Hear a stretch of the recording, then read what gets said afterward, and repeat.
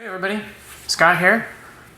Back to drink some more tea. Today we are going to be drinking a tea that we'll be listing pretty soon on the site. A new tea from 2018. It's the 2018 Cha Yulin Tian Jian basket pour from Liu Bu Xi village. Anyways, yeah, we'll get into it. But this is a tea that's from Hunan province, not Yunnan, from Hunan, An Hua County, and would be considered a hei cha, which in Chinese actually means black tea. They call black tea in Chinese, or as we call black tea in English. Black tea in Chinese they call it hong cha or red tea. But this is black tea, hei cha in Chinese, and that describes like Liu Bao and Liu An and Fu Zhuan, Kang Zhuan, Tian Jian tea like this. So, anyways, let's get to it. This comes in its own 500 gram basket, and it's kind of like compressed into the basket. So it's kind of clumpy. Some parts of it are actually pretty tightly compressed. I've got a chunk here that I'm brewing. And it's definitely a tea that's meant for aging, and you can age it similarly like you would age pu'er tea. Similar kind of storage conditions would be appropriate. It deals with fairly humid conditions quite well. Anyways, let's get to it. I don't want to talk too much and then, mess up the brewing. So even before, I should have pointed out, this is like molasses, peat, smoke. There's smokiness in it. I believe it's intentionally smoked. But this is, I think I referred to another Tian Jian as kind of the Lefroy single malt whiskey of tea. This one definitely falls in that category as well. So if you, maybe like whiskey or are looking for something else that has, that kind of texture and that kind of like earthy, peaty smokiness to it, little fruit, this is definitely an interesting tea and one that I would highly recommend, and a lot healthier than than whiskey.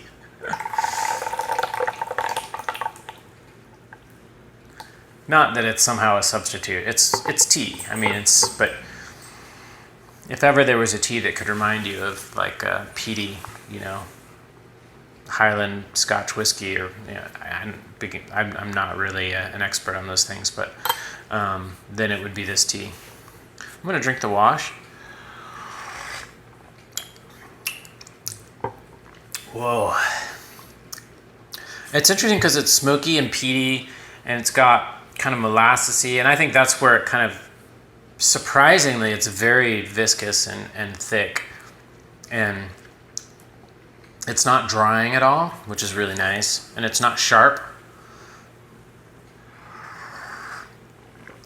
And it doesn't burn when it goes down unless you drink unless it's your cup, the tea is still too hot, so you definitely want to be careful about that. I did kind of hit this one a little bit too quickly. But Liu Bu Xi is an area that is west of An Hua. So An Hua is kind of like the county seat in An Hua County of Hunan, where most of the, a lot of the fu cha producers like Baishashi or Gaojiashan or Cha Yulin, which is a much smaller one, they're based.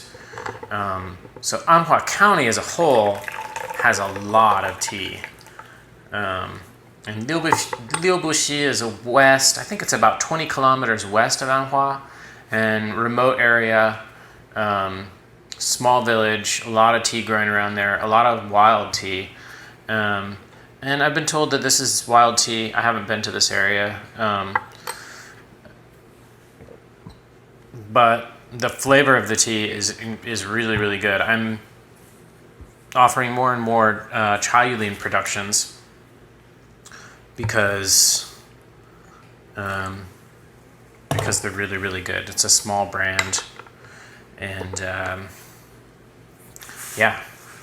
So it's just, you know, it's just amazing. It's like you have Yunnan, and then you have Hunan, and you have like all these little villages and all these different people producing tea in different elevations and different processing. We're also going to be offering a Gongjian tea, which is one of what they call the Sanjian Hunan teas. And actually they're also grown in Shanxi as well.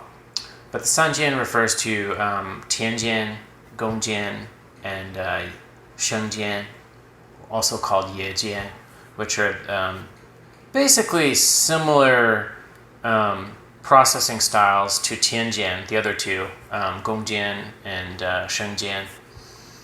But Gongjian typically is a larger grade leaf, so it has a little bit of a different profile. Let's go ahead and keep going here. I don't want to mess these up.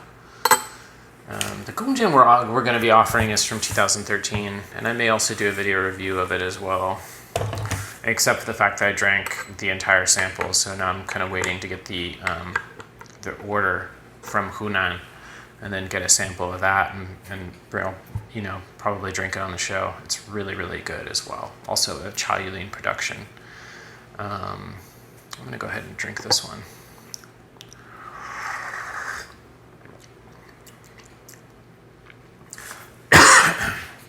Inhaled it a little bit, as I like to do. Excuse me.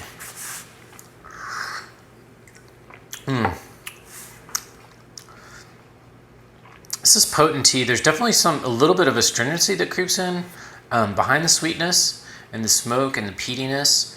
And that's because it's a new tea. It's a 2018 spring, so and it comes in a basket, so it's meant to be aged. You know, it's not quite as potent as, say, like a Shengpu that's a year old, but it's definitely quite potent.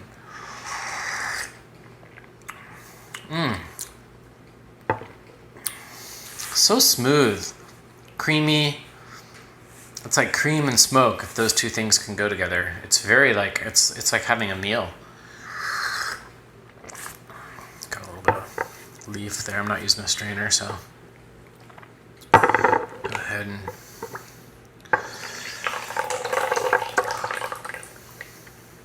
and also coming soon is Gaojiashan Qianliang tea from 2012. We bought it whole, 36 kilo. I guess they call it a tael, T-A-E-L, something like that. And I believe that these actually used to be used as legal tender in Hunan. There's Shiliang tea, and there's Bailiang, and there's Qianliang. And I think Shiliang is like a few hundred grams, small. And the Bailiang is like a few kilos, and the Qianliang is 36 kilos. So Shiliang is like 10 liang, and Bailiang is 100 liang, and Qianliang is 1,000 liang. I believe those are units of measurement that they used. And also those teas were actually used as like legal tender, you know, currency in old Hunan province. So that's, and probably other areas nearby as well.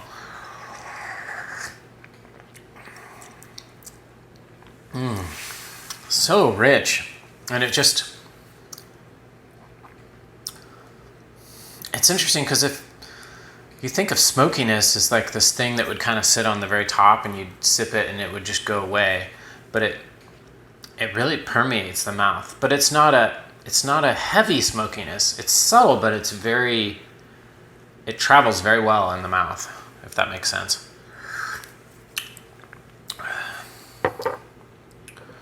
Oops. Talk. Neglecting to make tea. Lucy's sleeping down here. She's tired.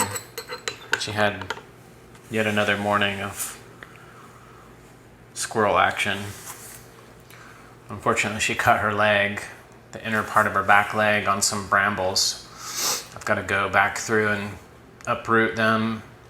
They choke out the trees, but more than that, they're just like invisible if you're walking, and especially her, she's like barreling through the trees and she gets caught up on those, and those just tear right into her. I've had them tear into my legs too. And they choke out the trees eventually. It takes a few years, but it's not good. Got to keep them under control.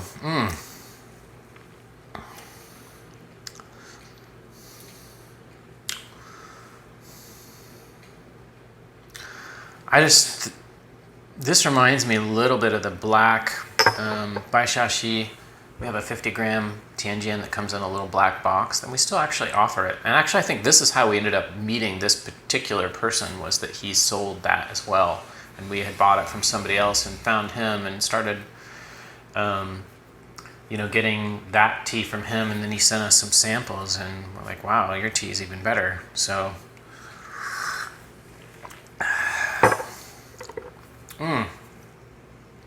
even just a little bit that left in that cup there just really hits the spot.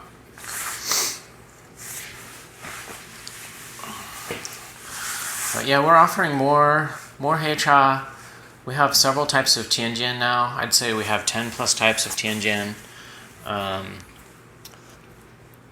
If you haven't explored Tian Jian or Fu Cha or Hunan tea, I highly recommend it. Excuse me, I ate not too long ago and I didn't wait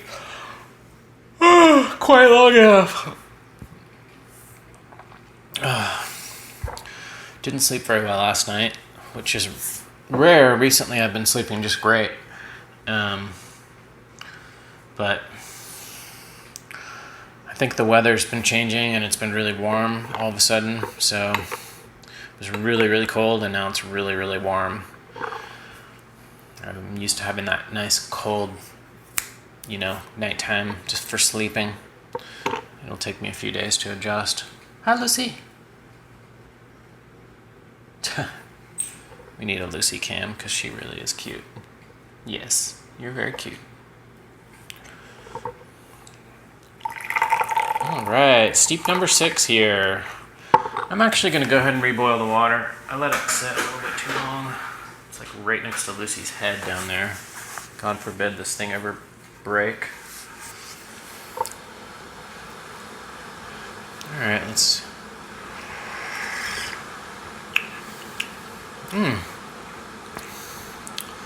It's like buttery and smoky. It's like, yeah. So good. This is just like, this is a really nice strong tea too in terms of flavor. I think it would be one that would actually go pretty well after a meal, or even with food, which I never ever really recommend drinking tea and eating food at the same time. But I mean, I suppose if you had to, you brew up this one real strong, and I think it would, depending on what you paired it with, I think it would be fantastic. I mean, obviously, if you paired it up with like brisket or something, you'd probably want to brew this up real strong, and I think it would actually work.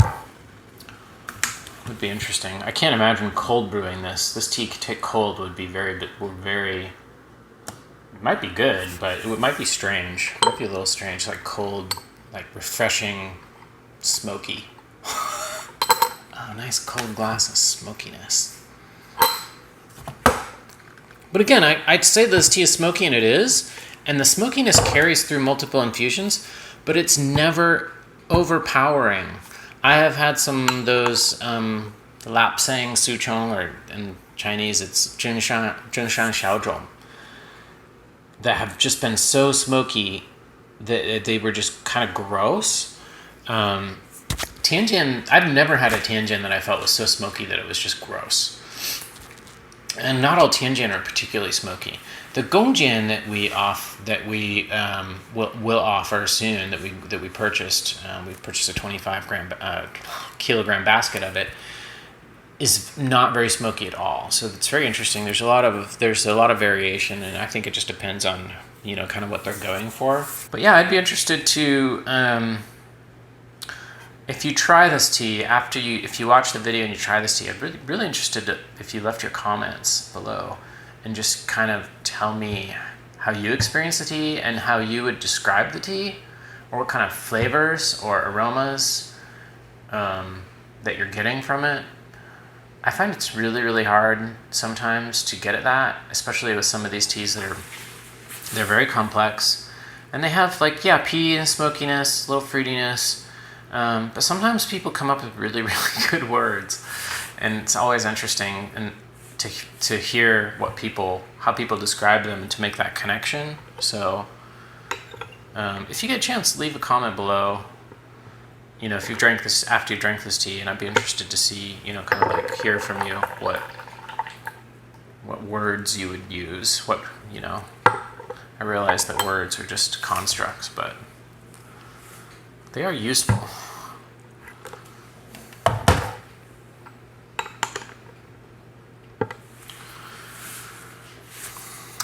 That might be too hot for me. I'll try it. This is steep number 7 here.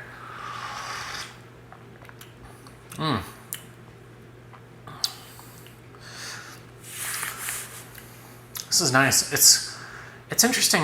The Tian Jian processing, the fermentation, wilting, and they do a little bit of wet piling, gives it kind of almost like a slightly aged shengpu taste to it.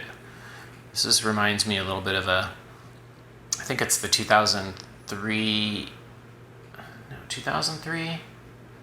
So 2003 or 2005 Honghe Yuan raw cake, which is really smoky and is aged as well. This kind of reminds me of that.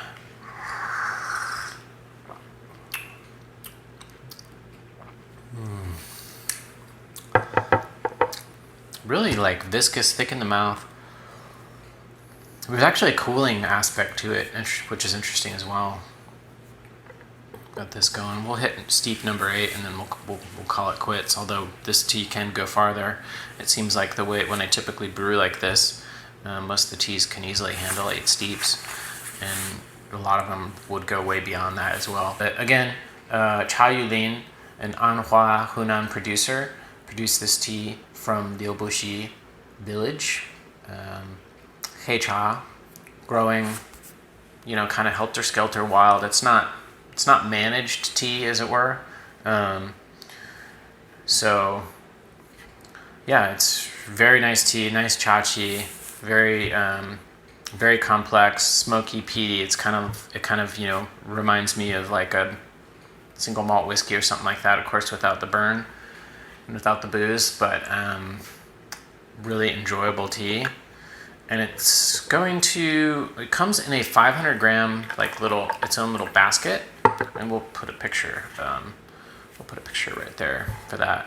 But yeah, they pack it in there, so it's fairly tightly compressed. And this is a tea, again, that you could age, you know, in a similar condition to pour, so you don't need to have a separate, you know, storage area. You might want to keep it a little bit separate, just because it's its own thing. It's got a little smokiness to it. But the smell is just divine. I love it. It's interesting because at this stage it still has a really strong aroma, but it's not smoky. The aroma's not smoky. Nice. It's fading a little bit on the steep. This is the first steep that I've actually really noticed that it's come down a little bit. It's a little sweet. The smokiness has gone down a little bit. This tea is definitely probably a 10 steep tea. I'm doing steep number 9 right here. But we're gonna let y'all go because I'm sure you're busy and you have plenty of important things to do and teas to drink. So yeah, subscribe below and keep an eye on our feed. We'll be coming out with new videos soon. Thanks for watching.